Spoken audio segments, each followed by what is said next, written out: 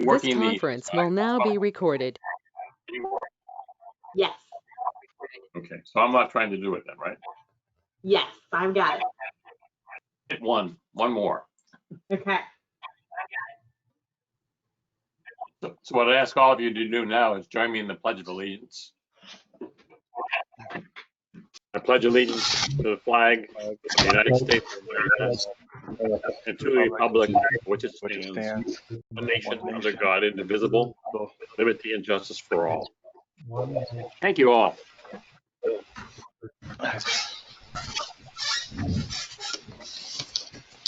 Okay, and I want to remind you of the board's mission to have a healthy and enriched lifestyle for our veterans and their family members throughout this community in Loudoun County.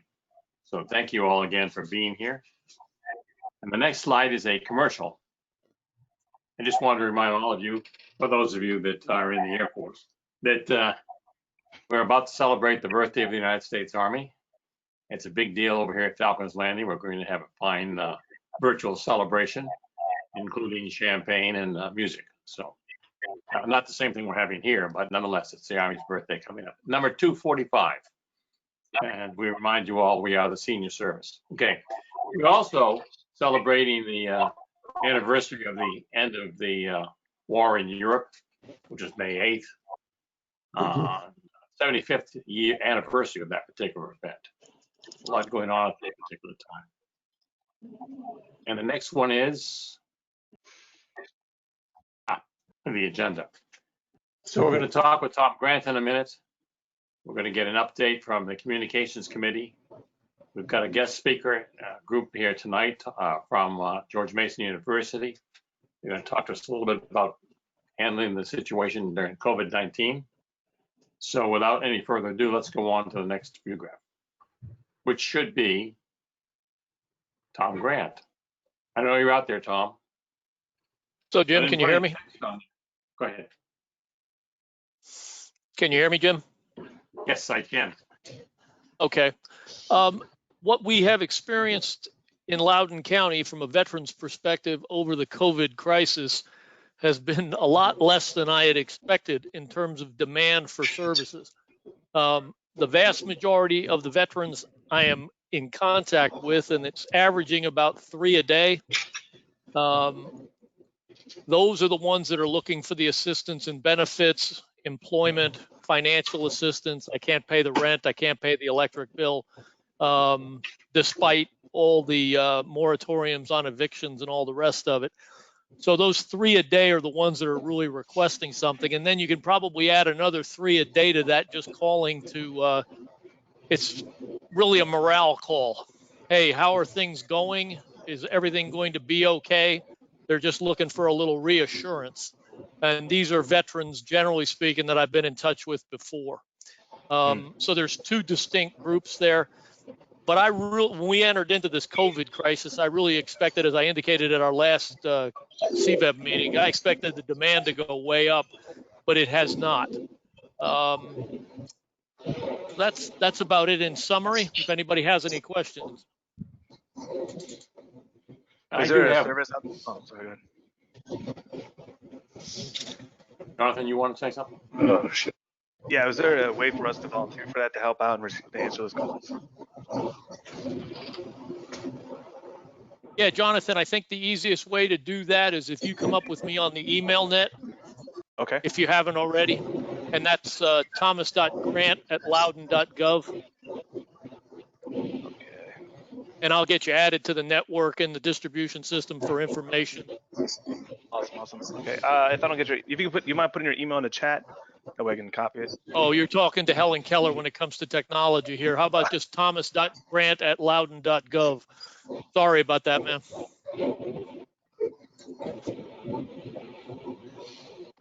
I did have a question for you, Tom. Some time ago, we were looking at telemedicine, and I know we didn't get it running, but I happened to be reading a magazine article here today, and it turns out that telemedicine has been very much in demand throughout the entire country. People are used to talking to doctors and so forth.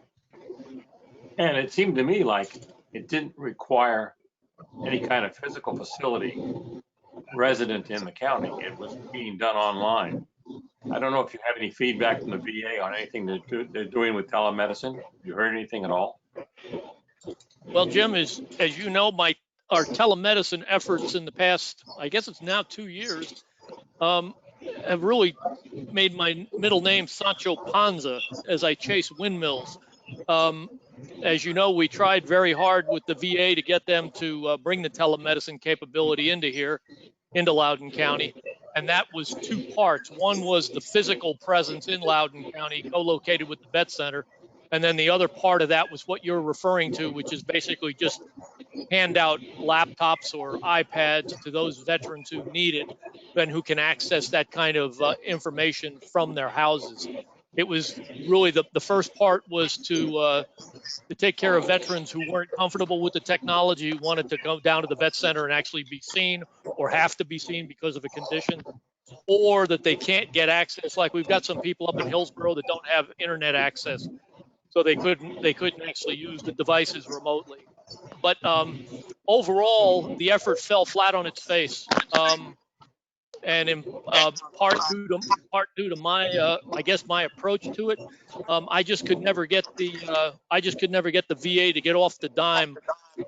We went to all kinds of efforts to provide them with rough order of magnitude costs. I think it just came down to when we got the final ROM in, I think it was like $12K to put the capability into Leesburg. And Mike Heimel, the director down in the Med Center in DC, he glad-handed me several times, and there was just never any follow-through. And that's not a hit on him. He's got a lot more important things in his life than Tom Brand's telemedicine efforts. But that's where it sits now, Jim. Okay, it's just it's probably a question of kind of trying to understand how the VA is using it. I know that almost all of the physicians in the area, a lot of their offices are using telemedicine, and it's being commonly used throughout the county, but not certainly for veterans per se. Well, maybe it's something we can look at again when we get a chance. And Jim, this is any thoughts on it or not? If a veteran's registered with the VA, they can easily get the telemedicine hardware from the VA. Martinsburg will give it to them, or DC, depending on what medical center they go to, or they can use their personal iPhone and just download the apps to use, like Anthony showed us on a couple of occasions. So that it's readily available to a veteran who wants that capability to use on a device remotely. So it's really, we're not really in the chain for that. That's up to a client, a patient to be in contact with either a Martinsburg or with DC and be talking to a physician who wanted to use telemedicine, I guess. Yeah, all they have to do is express the desire for the technology or the capability to their primary healthcare provider. Okay. Well, and Jim, this is Mike Turner. A couple of things. First, if everybody can mute when you're not talking, it'll cut out all that background noise. That's just technique only, but that really helps if everybody mutes when they're not talking. Second, there's no reason the VA shouldn't be doing telehealth. I had a telehealth with my heart doc the other day, and it was absolutely slick. At the time of my appointment, he texted me a message with a link in it. I clicked on the link. He's on the other end of my cell phone. We saw each other. We talked. We had a 10-minute appointment, and he signed off. It's just as easy as it can possibly be. If you've got a smartphone, you can have a doctor's appointment. For the VA not to be doing this, it's just really gross. I think they use it. It's just that it hasn't really surfaced, particularly within the county that I know of. That's about all I can say. Hey, Tom, this is Richard here. A question, is this something we could help facilitate by getting the information out there to the county veterans that says this is how you do it? Get the VA side to say, this is, if you want to do this, this is how it's done. And then we let them know if they want to have a doctor's appointment, this is how you do it. The doctor will send you a link and you can click on your phone or your PC and have a meeting. Richard, that's a very good idea. We've done that 3 times in my tenure here. actually, after we had the guy come down to one of our CVEB meetings and make the presentation, Dr. Norman, and once previously to that, when we had a meeting with Dr. Norman at the Vet Center, we put out an email with some background on how the VA approaches telehealth and how you go about contacting your primary health care advisor or provider and expressing a desire to do that. And it's readily available. It's that, you know, it's not a hard thing to do, as Mike was just indicating. All right. Okay. It seems like after all we've gone through in the last few months, maybe it wouldn't hurt to try to go one more round with them and DC and see if there's any changes with how they're using it, or any suggestions, or any people here in the county that need it. So we make one more. And Tom, this is Mike. You know, honestly, if you think it would have any clout at all, I can't imagine it would. But if a county supervisor calls the VA and identifies himself as a county supervisor and say, hey, you know, let's get on the stick here, I'm happy to weigh in. If you need me, just don't hesitate to reach out. Thanks, Mike. Tom, hey, Jim, I'll take the football on that, and let's try it again. Okay. And this is about the situation then you'd say in the county, you're getting a few calls, no more than you've usually had before we got into the crisis, but some calls are still coming in, and you've been able to get help from members here of this group, the Legion, VFW, and so forth, have been able to help answer the needs of the veterans. That would be a fair statement? That's correct. Okay. Well, okay, well, so at least we're still staying abreast of it within the county, within the veterans group. Does anybody else that's out there have any questions for Tom Grant right now that want to bring up? Hey, Tom, or maybe Mike, is there any, update on terms of Loudoun County, what the reopening is going to look like as you guys move into phase 2 on Friday? Tom, will you be going back into the office? Do you have a game plan for that? So this is Tom. I asked my supervisor that 2 days ago, and he said there's absolutely nothing on the horizon for us returning to work. So we're just kind of, that's the best feedback I got from my direct supervisor. Yeah, we're looking at the July opening with restriction for the Department of Veteran Services. July 6th, we'll be probably taking clients, pre-screening, masks in place, and proper safety procedures, and by appointment only. What was the date that you had again? July 6th, we'll be taking clients back into the office. Right, I think I saw in one of the news articles exactly that you're now doing the screening again, which you were not doing for a while. Or you will. Yeah, okay. Thank you. And this is Mike. We're going to go into phase 2 on Friday with the rest of we'll line up with the rest of the state now. And I suspect if we go into phase 3, we'll go in with the state. I was looking at the hospital numbers today. Everything's flat or declining. We've had these demonstrations around the county over the last week. I heard a national expert say that they're given about 10 days from the date of the start of these demonstrations to see if there's a spike in COVID cases. We had the really big demonstration in downtown Leesburg 9 days ago, and the hospital numbers are all looking flat. The case and outbreaks is all looking flat. So I think masks is a big player. Everybody in these demonstrations, even though you can't quite socially distance, everybody's conscious of trying to do it. So it's not like we're crammed in there next to each other. And so that's looking good. If you Google Virginia phase 2 guidelines, I just did it, it'll go straight to there's about 4 or 5 pages of detailed phase 2 guidelines for businesses and individuals and recreation. And I think the principal focus is on restaurants and outside areas. I had dinner with a colleague last night at Tuscarora Mill, and it was out on the patio. The tables were separated. It was paper menus, and we all wore masks, and it was very pleasant and easy to do. So everybody's watching the hospital numbers really close. That's really the key benchmark. If cases and percentages, those are important, but we don't want to overload our hospitals, and hospitals right now in Northern Virginia are looking pretty flat or declining. I would agree. I've been tracking it too. I guess one of the questions in my mind, at least, is that we've had 2 virtual meetings now over a 3 to 4 month period. And the question is, during our next meeting, will we have a physical meeting or another virtual meeting? And that's a little bit unknown right now until we kind of look at what the county is doing, whether we have a physical facility available, whether people are able to come in or not. So I'm not going to try to solve that tonight. But we're looking towards the next meeting, possibly being a physical meeting. As much as I dearly love working online, I'd really like to look some people in the eye. So we'll see how that works out. Okay, and again, Tom, I appreciate your updates. Okay, well, if that's the end of that, we can go to the next. See where I end up. This is Ken James and Richard Ryan and Don Coleman are. Oh, I guess the crew is all here. Communication Hello.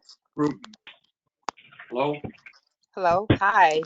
This is Robin Cox. How are you? Good. Can you hear me okay? I just wanted to respond regarding the question about the telehealth. And I just want to tell you that I myself, we have been using it for my husband and it's working well. And I also saw an email that came through that spoke about how well it is running and how there has been this like upsurge in terms of the number of people who are actually using it. It's like an all-time high, and it was like the message indicated that they were quite surprised that a number of people are actually using it. A lot of people, unfortunately, are using it in terms of suicide prevention because of them being, basically depressed due to the COVID-19, being isolated, lonely, depressed, and so forth. But yes, there has been a significant jump in the number of people that are using the telehealth.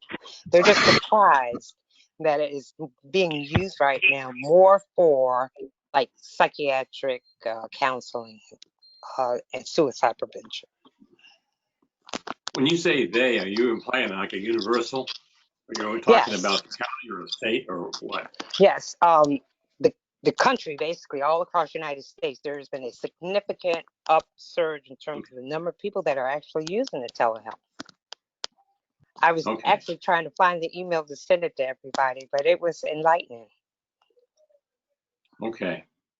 If you do find it, you can send it to Tom. I sure will. But again, it's not oriented to the local VA. It's really a national. National, right. And again, myself, I have to use it for my husband who has young onset dementia and Parkinson's disease. And so that's basically how we are using, our access to his doctor's appointments. It works pretty well, pretty easy. And I was part of that meeting when VA came out and did the training on the telehealth. So I thought it was ironic that it's actually enforced so soon. And people are, like I said, people are actually using it because actually right now they don't have any other choice, but they are using it. Thanks again. Like I said, I have myself. Is Ken on the line? Ken James? Yeah, I'm here. Go ahead. Did you want to talk about your group doing? Yeah, Sure. thanks. Could you go to the next slide, please? Next slide.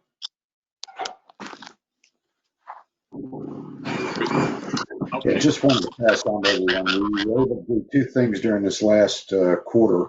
One was to get a letter out to the local clergy, which was originally intended to kind of set the stage for the VAC, which we all know what happened there. But we went ahead and forwarded that letter out so that we could pretty much make an introduction of the CVEB to each of the clergy members across the county. And it also, importantly enough, this letter was intended to highlight the fact that Tom is the Loudoun County Veterans Coordinator. And so we were able to put the information in there to help the clergy direct their veterans to Tom's office so that they could get the assistance they needed. Another idea that we had, we came up with a article for Memorial Day that won and foremost recognized the services, our service members, and those who have made the ultimate sacrifice for our freedoms. We also were able to include in that article, again, information on Tom, as well as the announce the fact that we have the Loudoun Veterans Registry set up now. And so we sent that to all the newspapers, and the Loudoun Times Mirror did put that on their webpage, and I received several emails from folks across the county who saw that article. So got some movement in a positive vein to kind of get the word out there about what we're doing and why we're doing it. One thing I would ask, and that is for each of the people that are on this call tonight, as well as those that you may know who couldn't make it, if you would please extend to your membership and to your friends who are veterans the importance of signing up for the Loudoun Veterans Registry. I think it's important. Tom provides an opportunity here to get information out to our veterans, and it's important for them to understand that by providing their email address and registering, they're not really going to give up their privacy, but more importantly, what they're going to get is access to good information that might be of importance to either them or their families. So if you could carry that message back to your organizations, it sure would be appreciated, and it would help us help Tom out quite a bit. So, Jim, that's all I had from the communications group. Just a big thanks to all the members of the team for all the work they've been doing. So, thank you very much. Okay, the next, I And just clicked on where can they sign up? Where can they sign up there? Can we get just before you get off there, just a website or what? Where do they sign up? Yeah, we'll get that out to you. In fact, what I will do is, Christy, if I can, I'll forward out the article. Has it in that as well. So we'll get the article to you, and you'll have that information in there. Okay. Is it like Loudoun Vets at Loudoun.gov or something like that? Isn't the email that Tom set up? I'll tell you what. Hold on just a second. I can pull it up. Won't take that long. Pull it up. Give it to you. Hey, a question for Tom. How big is your registry now? Do you know roughly? I think it's 22. That's all so far? 22 names? Yeah, and here's something to think about. If each of our 13 VSOs passed out the information to their membership, that means that I've got roughly about, 2 people per VSO or something like that. I think this was our best effort at trying to get our veterans to come out of the woodwork and register and identify themselves to get on this distribution list. And it's been out there for about 3 weeks now, I think, Jim. Yeah. And we've had about 20. Now that's 22 new people. There have been several people that are already on my distribution list on the other system that have duplicated in the new system. So just identifying new bodies, it's about 22. Okay, thanks. Okay, I've got the webmail address, or the address here is capital LOUDOUN, lowercase, I'm sorry, capital V, smaller ETS, at loudoun.gov. And we'll make sure that that article is included in the minutes when this is over, so that you'll be able to get that website, or that email address as well. Sorry. But this thank was an you, effort. and I'm sorry. I was going to say this was an effort to add veterans. Tom has a large mailing list, but that was a separate effort, of course. I guess that's several hundred. Yeah, okay. Could you give that again, please? That website, please. Website is Loudoun, capital L, small OUDOUN, capital V, as in Victor, small ETS, at loudoun.gov. Thank you. And that's an email address, not a website. Yeah, I was going to say it's an email address. My bad for labeling it the other. But anyway, thanks again. That's all I had, Jim. So appreciate it. I was going to say one of the efforts going forward is to take a look at where we're going as a group and what initiatives we can take as we start to go into phase 2 and phase 3. We've got a little work on part of the communications committee over the next couple of months. We'll look at that issue. Okay. All right. Let's try next and see what happens, Kristen. We did it as I guess a group that wanted to provide a presentation to us from George Mason University. I guess they're online. I have not had the opportunity to speak to either one of these people. Are they online now? They should be. Aaron, hi there, and Sarah, are you both there? Yes. Hey guys. Hi, we're both here. Awesome. I just made Aaron a presenter. Do you want me to change it to Sarah? No, Aaron is great. Yeah, thank you. Perfect. Can you kind of explain what it was that you wanted to present to us? Absolutely. Yes, we're really excited to be here. Thank you so much for having us. Mm-hmm. So we have some slides that Aaron will be showing on. Hopefully you guys can all see. This is the program that you're sponsoring or you run from George Mason University. Yes, so well, yeah, we'll tell you a little more about it. Aaron and I are both doctoral students at George Mason, and Aaron has actually been leading a series of workshops at our community clinic that we run. And so we have been connected with Christy, who brought us here to share some elements of those workshops with the rest of y'all here, which hopefully will be able to be a little bit helpful either for you or a lot of the different veterans that you serve. All right, well, please go ahead. Sure. Thank you so much. Yeah, so like Sarah was saying, we have been doing a series of workshops at the George Mason University Center for Psychological Services, which is a nonprofit community mental health center located in Fairfax. And we are engaging in telehealth, and we do have a lot of special programs specifically for veterans. We're one of the only places in our area that does sliding scale therapy and psychological assessment as well. So if you have any questions about that, feel free to ask either of us. We'll provide you our email addresses as well. But today we wanted to go ahead and talk about kind of navigating the uncertainty that individuals may be feeling, as well as individual relationships during COVID-19.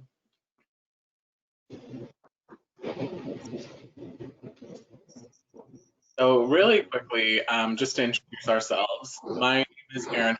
I'm a fourth-year PhD student in clinical psychology at George Mason. This fall, I'm actually going to be working in a health psychology rotation, specifically with veterans. I'm looking forward to do that. I also do some assessment with veterans and medical reviews. And then my research and clinical training is mostly focused on health behaviors, and that's my email address at the bottom. And my name is Sarah Giff. I'm also a PhD student at George Mason. I'm in my 5th year, and I've done most of my research and clinical work has involved working with veterans and military families. And I do a lot of research around smoothing the transition with deployment and reintegration for families. Done some training at a couple of VAs. And actually, one thing I should have mentioned also, if y'all aren't aware, we do assessments sometimes at our George Mason clinic for the Virginia Veterans and Family Association. And so that's one of the other things I've been able to participate in, which has been great. So I'm, especially excited to be here to talk with you guys. So we have our agenda, I think, on the next slide. So there's 3 main things we're hoping to cover with y'all. And the first one is really taking some time to acknowledge how, basically, different things have been for the last several months, and really taking time to think about and, appropriately make sure that we attend to any negative feelings that might be happening. We have a few quick tips for ways to kind of build in ways to intentionally take care of yourselves, as well as some other tips for coming up with ways to connect with others. We're also hoping this will be slightly interactive, so we've built in a couple places where hopefully you guys can feel free to chime in and let us know if you have questions, or send something to us in the chat. Just want to make sure that you guys know that, and hopefully y'all can continue to participate with us as we kind of go through some of this. All right, so this first piece that mostly Erin's going to be talking about is that we've all had this loss of what we consider to be like normal life, right? Like the way we normally go to the grocery store and see our families and our friends, and the way it sounds like your meetings have gathered, that normal that we used to have is not there anymore. And one way that I think is really important, and maybe you've heard this already, to think about this is really by taking time that if you have any sad or dark or hard feelings about this, to think about that as a type of grief, and that because this has been a loss of the way that we normally live our lives in a way. So Erin's got a little bit more to tell you guys as a way to think about that. Yeah, so like Sarah was saying, one way to kind of view this time, and especially when you think about missing out on opportunities or things that you had planned, maybe different events being canceled or canceling vacations, or I know maybe someone in your family was graduating and you were looking forward to that. It can be really tough to manage that. We do want to say that when we're talking about grief today, we are specifically focusing on grieving loss of experience and not loss of life. So those are definitely two very different things. Some of the things that we'll be saying could be related to both. But today we wanted to specifically focus on a loss of experience because we know that definitely everyone is going through that. And so we just think it's important to acknowledge that this feeling of like uncertainty and maybe of sadness around losing out on things is a form of grief. And so while it's always good advice to be thankful for what we have, it's also important not to minimize kind of what's happening or the losses that are associated with it. So what's challenging is that we don't know necessarily how long we'll be impacted by COVID-19. And so just with no clear end in sight, feelings of grief can get really intense and make people feel less in control. So grief is really normal and shouldn't be judged. So it's definitely super normal to grieve if you maybe can't celebrate your child's birthday or graduation or another important life event. I know several people's weddings have been canceled, those types of things. And it's important to remember that we all grieve very differently. So some people may experience the feelings more intensely than others, and therefore it's not super helpful to make judgments about the way that people are grieving. And so there's nothing wrong with having emotions or different types of emotions or mixed emotions. These are all very, very common responses to loss. When we don't express our feelings, we can often kind of feel stuck, and they might come out in other ways of like maybe outbursts of anger or maybe feeling kind of physically ill. So there are lots of different feelings people can have when they're grieving. Some of them here are helplessness, anxiety, fear, anger, and sometimes more positive feelings like feeling acceptance or hope about the future and recognizing that things are different, but maybe feeling like you can get through it. So grief is an ongoing process, and it can take a lot of different forms and meanings, especially with time. The intensity of feelings associated with grief definitely can change throughout time. So I think it's important to note that you can be grieving, and that doesn't mean that you need to always think about what's happening. So it's important to allow yourself time to deal with the feelings, but also not to maybe be too obsessive with thinking about maybe the pain or the fear that you feel. And grief also doesn't mean forgetting. So if you've experienced loss or you've missed out on something that you were looking forward to, it's okay to think about what you're missing about that. And part of that grieving process is keeping your loved ones or that event or what you liked about that with you. And then grief also can involve growth. So that means maybe coping with losing out on something or dealing with the loss of maybe your job from COVID-19 or something like that. No one is choosing these experiences. So working through grief and sorting through these intense emotions can help you to learn new things about yourself and discover new strengths that can result in emotional growth and maturity. And so in this way, sometimes loss can bring about grief. And so that might look like building a new virtual support system, like all of you are doing literally right now here, focusing on acceptance and hope, finding new and different ways to take care of yourself, and maybe starting some type of practice of mindfulness or practicing gratitude.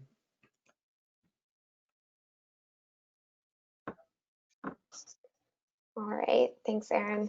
And so along those lines, as we think about this whole process of what everyone's been experiencing over the last several months, as grief, as a lot of loss, as a lot of changes, one thing that is really important during these times is to take a little extra care of yourself than you might normally in a different situation. And I'm sure you've all been told all like the kind of standard recommendations of, making sure you're taking care of your mind and your body. So, eating healthy, getting outside if you can, fresh air, that kind of stuff.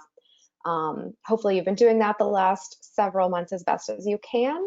So what I'm hoping we can offer today are 2 different types of additional, what we call like coping skills, or things that are really important to kind of help, continue to elevate and boost your mood.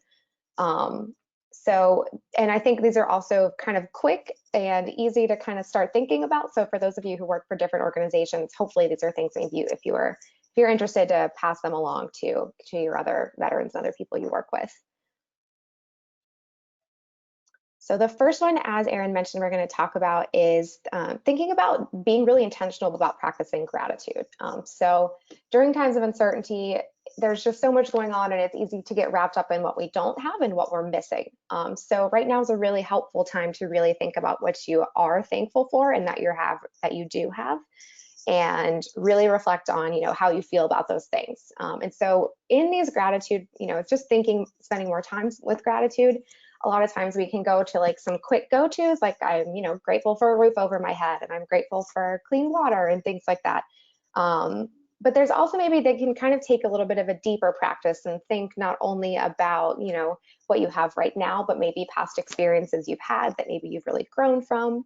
And one thing I also think is important is to think about qualities of yourself that you're grateful for. So if you are a person who has gotten yourself through some really hard situations before, show yourself some gratitude for that. If you're a person who, is really, caring and a good friend, or you're very loyal, those are things to also be grateful for yourself as well. And this can also be turned towards other people. So another thing that can be helpful to reflect on is gratitude we have for other people. And people love hearing that other people appreciate them. So, and it can be really helpful to also express appreciation for others. So if you find yourself reflecting on feeling pretty grateful for another person in your life, go ahead and let them know. Send them a quick email, say, hey, I just want you to know I really appreciate you in my life. I'm really glad we're friends or family. It might make you feel better and will probably make their day as well. So what we recommend is an action step if you are looking for a way to kind of continue to boost your mood and maybe not stay in those kind of darker grief feelings as much.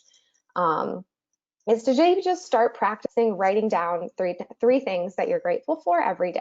So if you want to start this as a new habit, maybe doing this first thing when you wake up or right before you go to bed or always at lunchtime, try doing it for like a week and see how you feel. Write it down, type it on a computer, and keeping that list can actually be really cool to go back and reflect on too. So if you do this for a couple of weeks, go back to see what you're grateful for in mid-June when it's, August, can be kind of cool to also kind of help remember things that have been going on for you. So that's one of those tips we recommend. And just as practice, because we're all sitting here right now, I think it would be helpful just to have everybody take a couple minutes if y'all wouldn't mind. And if you have a sheet of paper, if you want to type on your computer screen somewhere, just take a moment and reflect on where you are right now and what's going on for you, and think of one or two or maybe even three things that you're very grateful for right now. And if you're comfortable, maybe unmute yourself and share with us what you're thinking about, that like one thing that you're grateful for, or send it to the chat, and Erin and I can read it. But I think it'll just take a moment, and if a couple of you guys, handful, want to share something you're grateful for the group. Sarah, this is Richard. I'll take a shot at one of those. Hi, Richard. Thank you. I'm grateful for the generosity of our people of Loudoun. And an example I'm going to give is that several weeks ago, a woman whose husband passed away was a veteran. She had 2 motorized wheelchairs, wheel scooters. Mm. And she said, I don't need these anymore. I'm going to donate them. And she knew a man at the local battery and bulbs place who he had talked with her about things and knew that our American Legion had taken a donated chair before and provided to a veteran.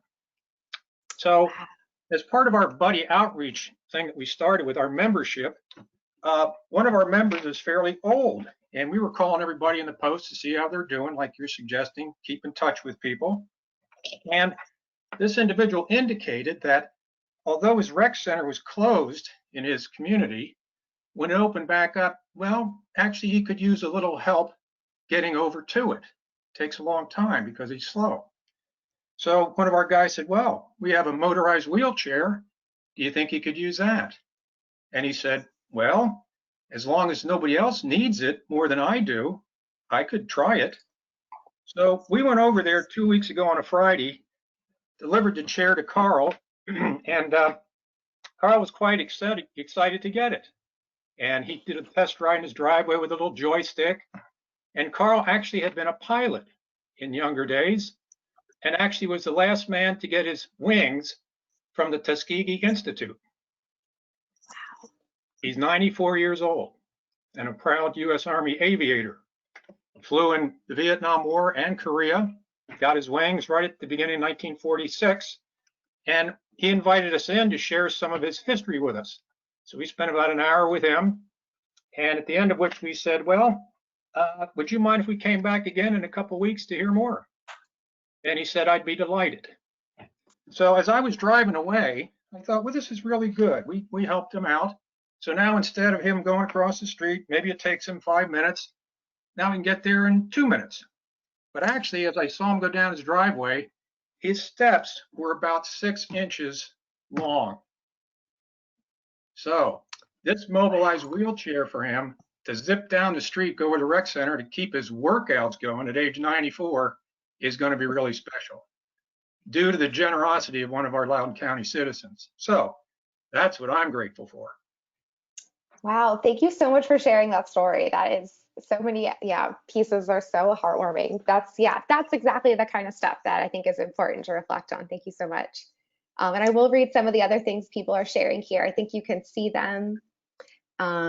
Grateful for the ability to connect with friends, food delivered to the door, extra time with kids, being a member here, Loudoun County VCB.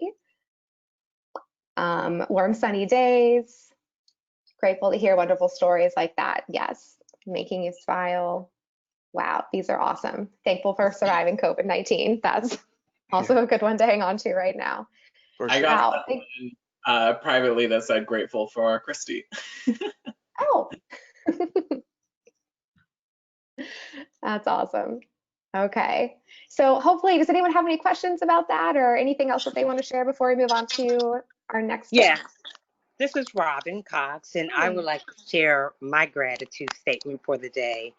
I am immensely grateful for having the support from Mr. Richard, and 2 other organizations that came to my home and actually installed an air conditioning unit. Our family has been without AC for a year and a half. And again, I mentioned that my husband has young onset dementia and Parkinson's disease, and I have 3 young kids. And unfortunately, you know, as a caregiver, we fell into that category where we are struggling alone without the support of any family members and friends. My husband's disease does not allow him to regulate his own body temperature, so it becomes terribly dangerous for him to be in this kind of heat. And last year we were sitting in the house at 96-degree temperature, and so this year I was, you know, really worried and wondering how in the world I was going to get this AC condition unit. And thanks to Richard, as well as the other BFW, American Legion organizations that got together and came to the rescue of our family. And I can't express just how grateful I am. I mean, in more ways than one. Those words of just saying thank you just seems not enough, but really from the bottom of my heart, I really appreciate. That's my gratitude statement for today. Wow, that is, I'm really glad you shared that. Thank you so much. Like, I'm very glad you have an air conditioner now too, and it's pretty warm today. Mm-hmm. Hey, Robin, key question. Yes, yes, Is it sir. still working? It's working, sir. Fine. Good. We're actually freezing at the moment, but I'm not complaining. Well, turn it up to 42 where you Or had wear a it sweater. before. And I would just make a plug for Jerry Mannix of Mannix Heating and Cooling. That's right. Jerry was the man who, he owns his own HVAC company, and he went out, strong-armed some dealer, and got a really nice unit for a really good price, and then donated the labor to have it installed. So he was most excited and delighted to help, Robin. Yes, I was so happy to see people knocking on our door at 7 o'clock in the morning. I gladly opened up the door for them. Good news. But, yeah, our family also enjoyed conversing with Mr. Richard as well. He provided us with lots of stories regarding his experience, and it just felt good to be able to converse with someone face to face, because yes, we have been terribly lonely and isolated. When you speak about grieving, I will tell you that most people who are veterans, who basically are in need, or people who have dementia, those kind of terminal illnesses, are suffering a great deal because they were already suffering from a hardship prior to COVID-19. And so when COVID-19 came around, it just added another layer in terms of like the isolation and the loneliness and the depression. But yeah, I wrote about 5 pages this morning about my what I was grateful for, as a way of lifting, some of the burdens off my shoulder. Good. Okay, I'm so glad to hear that. Thank you so much for sharing. All right, so maybe we can, Aaron, if you would like to introduce the other tip you have. Yeah, so thanks so much everyone for sharing. So the next thing I want to talk about is something called diffusion, not diffusion. So not like smelling bacon when it's being cooked in the next room, but diffusion, which is learning to step back and separate or detach from thoughts, images, and memories. And so this is just a way to, when you notice that you're having thoughts or feeling upset, and you feel like you're really, really being controlled by these thoughts, it's kind of one way to take a step back from these thoughts that are really affecting you. And so something that's important to remember kind of at the base of this is that we are much more than our thoughts. And people have all types of thoughts, and that doesn't mean that those thoughts necessarily reflect who we are or even define who we are. It's totally normal to have random thoughts that don't even reflect your beliefs come into your head, or else it would be very difficult to form those beliefs if you never had any other type of thought. And so when you're having maybe a thought that's anxiety provoking, you can do this exercise just called noticing thoughts. And so you can say an anxiety provoking thought out loud. So maybe like, we're going to be quarantined forever. That's an anxiety provoking thought that a lot of people are having right now. So they like, we're going to be quarantined forever. I'm going to lose my mind. And then you rate your anxiety from 0 to 10. And then you say it again, but first you say, I'm having the thought that, before saying it again. So I'm having the thought that we're going to be quarantined for forever and I'm going to lose my mind. And then rate your anxiety again.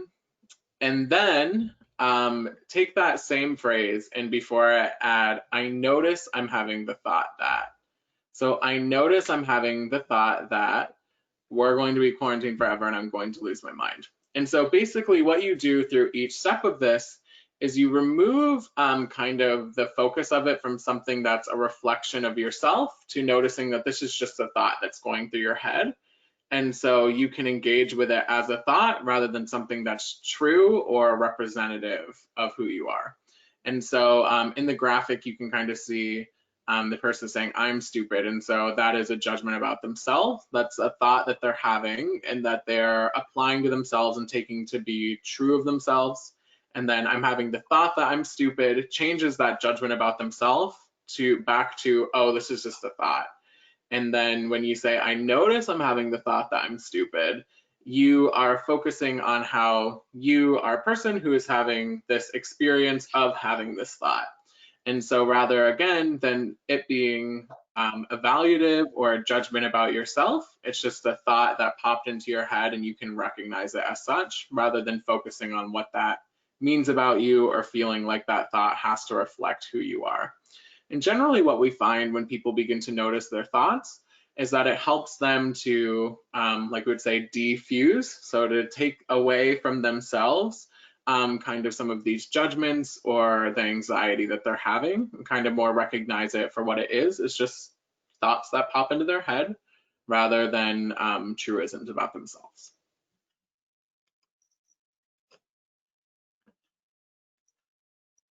All right, thanks, Erin. And so kind of along these lines, I think it's also, and we've talked about, you guys have already talked about before here, cultivating community is really, really important. So part of taking care of yourself is taking care of other people too, and checking in on your friends and your buddies and your family members, and making sure that you are staying connected, because that connection is super important, especially right now. And so this is a way that you can make sure, yeah, you're taking care of yourself and other people. So it's kind of a win-win situation. So the next slide, we have just a few ideas. I'm thinking that after several months, you guys are probably scraping the bottom of the barrel in terms of ideas of new ways to try to connect with friends and loved ones and family members. So we have a couple ideas of maybe some things you haven't tried yet on here. So maybe switching back to old school communication, writing letters to somebody, sending cards, trying to maybe work on like a book club or something, or even shorter journals, making sure you have like something to talk about. I'm not sure if any of you guys have maybe kids or grandkids and have tried maybe reading a bedtime story, something like that over the computer, or even recording yourself. A couple different ideas here, but I'm wondering, does anyone else have ideas that have worked for them that aren't on here, that they'd maybe like to share with the rest of the group, of ways that they've been able to connect with friends, family, loved ones without being able to be with them in person?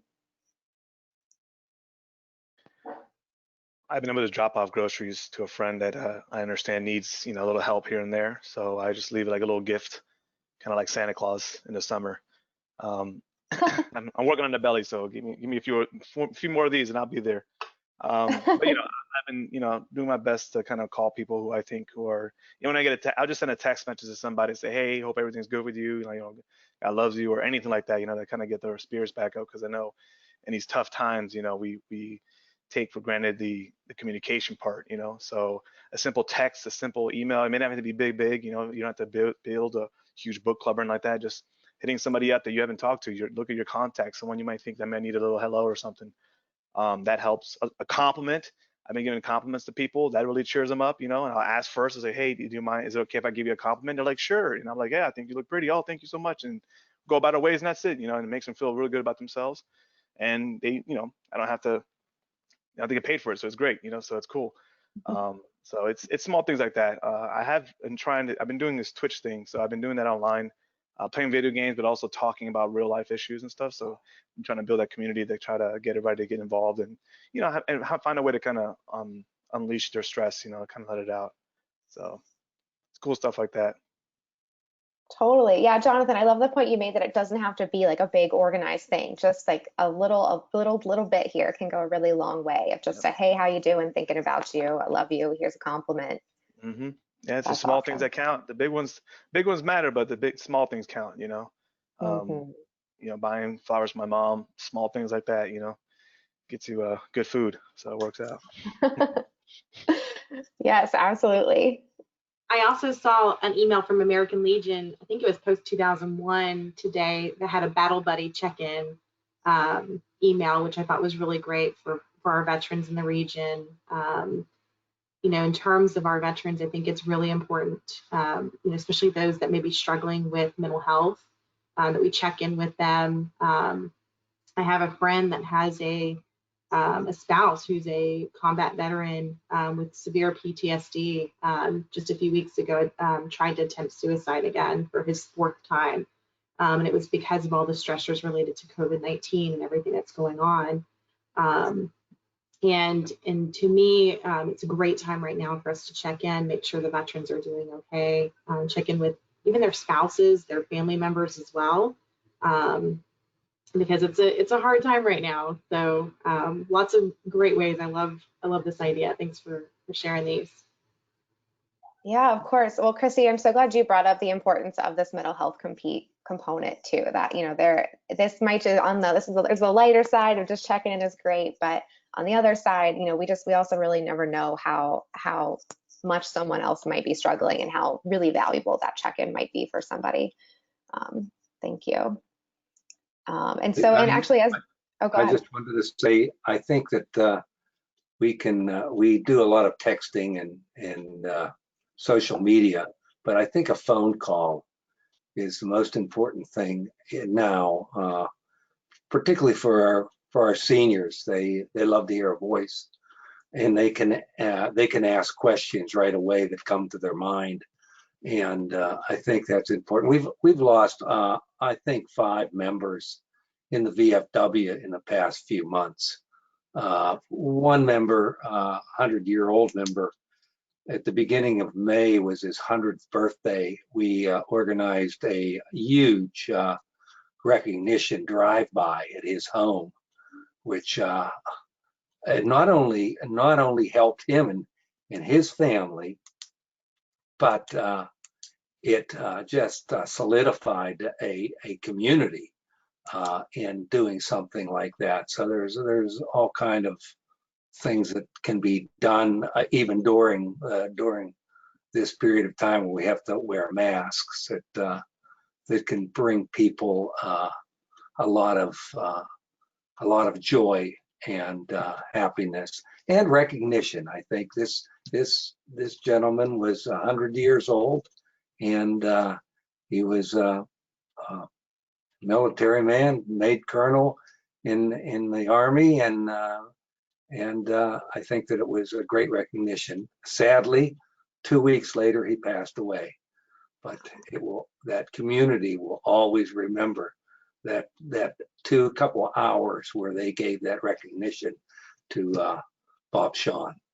Thank you. This is absolutely wonderful. I hope we get this out to the community. Christy, Ken, James, I hope we proliferate this out to the community. I'm very sorry I have to leave you because I have another one of these going on. So, God Thank you for bless joining, you. Phil. Appreciate it. God bless you. Thank you so much, Phil. Thank you, Phil. All right, and so we also won't keep you guys here too much longer. But he actually brought up a really great point of something else that's on here. I just want to mention is that there are a lot of people with birthdays, anniversaries, maybe any other really important dates that are coming up that usually they might commemorate on an annual basis. So if you know of anybody with any of those, try to look through your date book or whatever you have. See if you can maybe try to make that extra effort maybe to reach out again with something little, just to make sure people know that you remember them or their special day and that kind of stuff, because maybe for the things especially we would want to be celebrating in person, that can go a really long way as well. Yeah, use Facebook and use Facebook birthday alerts. Those help a lot. You're surprised how far those things go nowadays. Yes. This has been a very interesting situation here to look at some of the points you've made. We appreciate that, I'll tell you. Yes. Thank you, Sarah and Aaron. Appreciate you guys joining us. Of course. And so we have one more slide before I fully wrap you guys up. And this is kind of piggyback off the other piece of checking in with your friends who you might be struggling. So friends, loved ones, veterans, spouses of veterans, I guess in thinking about making this presentation, I was really through my other work with veterans, one thing I've really learned, and I love that I recognize, is that y'all are so great about supporting one another. You never leave your friends behind, and you always have each other's backs.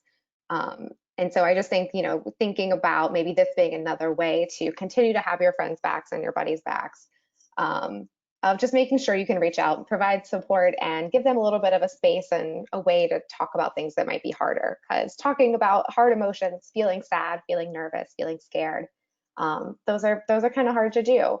But those are conversations that it actually takes a lot of strength and courage to have. The other thing I think is a lot of people I think there's sometimes a perception that it's maybe not a good idea to bring up talking about hard or difficult or sad topics, and that it might make it worse or remind somebody of something that's going on in their life that maybe they forgot about.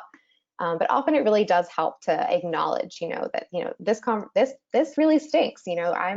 This is hard. I'm feeling a little scared. Getting that stuff out in the open can really go a long way. And so here we just have couple little tips of just, if you want to have a friend you want to reach out to and you're not really sure how to, basically just some asking if they want to talk about how they really are, not just the regular how you doing. Leave space for people to say no. If people don't want to talk, don't push them. And when people do really start to talk to you about how they're doing, try to do your best just to listen. And I think it's really easy sometimes to jump into problem solving mode, and we want to fix it and we want to make it better. But thinking like an 80-20 percentage ratio of 80% listening and 20% talking, just to kind of give them a little bit of space to chat. And then thinking about how you're going to respond. It's totally fine just to say, I'm sorry. There's a couple other examples on here too, but really the main key is to not make it about you, which can be easy to do sometimes. If you want to offer advice, just make sure you ask first. Not everybody is looking for a solution to their problems. They might just want some place to talk. And if you want to offer to help, I think it's really easy to throw out, if you need anything, let me know. But I think people are less likely to take people up on that. So if there's a concrete way you can help, like, hey, if you want me to drop your groceries off next week to help you out, I can do that. Or hey, if you want me to help make that doctor's appointment for you, I can do that. So if you want to offer help, think of some concrete ways that you can maybe try to contribute in that way.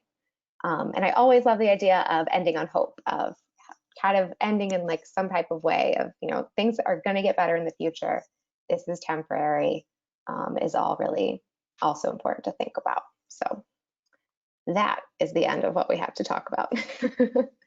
So we have, opened up some, if you guys have any other questions or want to talk about anything, we're here to do that. If not, we also have our emails on the next slide. If you have any questions or are looking for additional resources related to mental health with veterans or with their family members or anything like that, Aaron and I are happy to chat. Yeah, and I'll also say the workshop series I've been running through the Center for Psychological Services was 6 workshops long, and the last 3 we recorded and put on our YouTube. So you can either find that on Facebook by just typing in GMU Center for Psychological Services. And I know that they were linked there in the YouTube, or feel free to also send me an email and I would be happy to link you to anything. One was on kind of like this type of stuff that we talked about managing uncertainty. There was another one on relationships, and then there was another one on what we call vulnerability factors. And so those are the kinds of things that when those get messed up, you're kind of more vulnerable to lots of other things starting to feel messed up. So things like sleep and nutrition, exercise. And so we actually had a nutritionist guest speak and talk about eating and nutrition during quarantine as well. So feel free to either look for us on Facebook or the Center for Psychological Services on Facebook, or send me an email. I'm happy to link you to those videos. Thank you. Well, thank you very much, Aaron and Sarah, and we really appreciate the opportunity to have you join us tonight. I certainly have gained a lot from listening to you and looking at some of your thoughts, and it's something we live every day, as a matter of fact, many of us here. So again, thank you again. I sent you an email already. Oh, okay. Excellent. Okay. Yeah. And actually there's several really great comments for those of you. I don't know if everyone reads the chat, but I didn't get a chance to acknowledge a lot of these. So thank you guys for everything you shared in the chat. Yeah, thank you, Sarah and Aaron. And just a quick note, I am recording this, so we can share this link, if that's okay with you guys, of course, with the membership. And we also, I can definitely include the links to your YouTube page of the other workshops that you guys have provided that I have watched as well. So thank you guys so much. That would be great. Thank y'all. And for all the team here, the next session is 2 months away in August. We don't know if it's going to be virtual or physical yet, but we will. Oh, I didn't know I had that one on there. Thanks. Well, It's a nice I picture. just added it from Richard if he wants to talk about it briefly. I beamed that out just because we actually did have a Memorial Day ceremony. I know there were a couple around the county, but I want to give a shout out to the Ashburn Rotary Club. This is the second year that they've done 100 flags as part of their Flags for Hero program. And you can donate some money to a flag and then have it honor and recognize someone in your life or a veteran. And with the help of the Boy Scouts, some of the American Legion, the Rotary, on Monday, we had a Memorial Day ceremony. Short, brief, and socially distanced, but we wanted to make sure we did a ceremony on Memorial Day, and we did. And next year it'll be bigger and better. And I invite you all to come out next Memorial Day when we do it right in front of One Loudoun. Okay. Thank you for including that, Christy. Thanks, Christy. Yes. Okay. And we will see you on the next go around. All right. I do have a couple of quick announcements, Jim. Okay, go ahead. So Serving Together is doing a webinar on Thursday called Invisible Wounds of Military Service, the Impact of Military Sexual Trauma. It's going to be on June 11th from 1 to 2:30 p.m. A free webinar open to anyone to join. So we got you guys to come out. I also wanted to announce that Serving Together is actually going to be expanding our network. One way that we've expanded is through a partnership with Connect NSB out in Shenandoah Valley. So we'll be able to better serve veterans that are in the Shenandoah Valley region. We also are partnering with Unite Us and Kaiser Permanente to expand here in the National Capital Region. And what that means is our network is going to expand to serve all, not just veterans, but the entire community. And so they'll be enrolling health and human service organizations that serve everyone. Serving Together is not going to change. We're still going to focus specifically on military veterans and their families. Our peer navigators will still be around to provide the regular services that we've always provided. But it'll allow a lot stronger capability throughout the region for us to do more and serve more. So excited about that. If you want more information, we're doing some more community chats. We have one on June 16th at 2 p.m. That I can share in the follow-up notes as well.